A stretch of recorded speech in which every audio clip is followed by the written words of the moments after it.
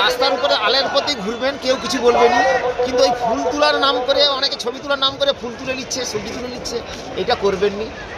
এটা আমার কষ্ট হয় খুব, মানে 3 মাস চাষ করে যদি ফসলটা নষ্ট হয়ে যায় তখন খুব খারাপ লাগে।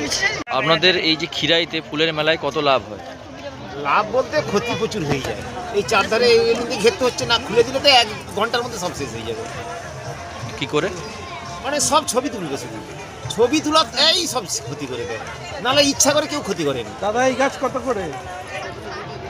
তো আজ পর্যন্ত আপনার কত ক্ষতি হয়েছে? আর ক্ষতির আবার হিসাব, যে গাঁদা ফুল 3 মাস আমরা ফুল তুলতাম, তার 1.5 মাসে শেষ হয়ে যাচ্ছে ব্যাপারটাই। তো এত ধুলা পড়তিছে গাছের পরে, সেটা ঠিক আছে, এরকম কিন্তু হয়ে যাচ্ছে। এত লোক আসছে, এ তো আপনার লাভও তো হচ্ছে। এবার দোকান বাধ্য হয়ে দোকান করতে হচ্ছে, চাষ ছেড়ে দিয়ে এখন দোকানের দিকে আসতে হচ্ছে, এইসব ব্যবসা বসে বসে করতে হচ্ছে। এবার চাষের দিক থেকে আমরা ছেড়ে দিচ্ছি, ওই জন্য এত দোকান বেড়ে গেছে। গাছগুলো লাগিয়েছেন কি কি? আমার আছে মানে একটা 2 কাঠাতে পুরো একদম 14-15 রকম গাছ আছে। কি কি গাছ আছে? মানে প্রথমে স্যালোসিয়া আছে, চন্দ্রমল্লিকার 5-7 রকম ভ্যারাইটি আছে, হ্যাঁ। অ্যাস্টার আছে, অ্যান্টেনিয়াম আছে, সুইট উইলিয়াম আছে, করম ফুল আছে, কসমস আছে। আপনার নাম? আমার নাম বিকাশ চক্রবর্তী।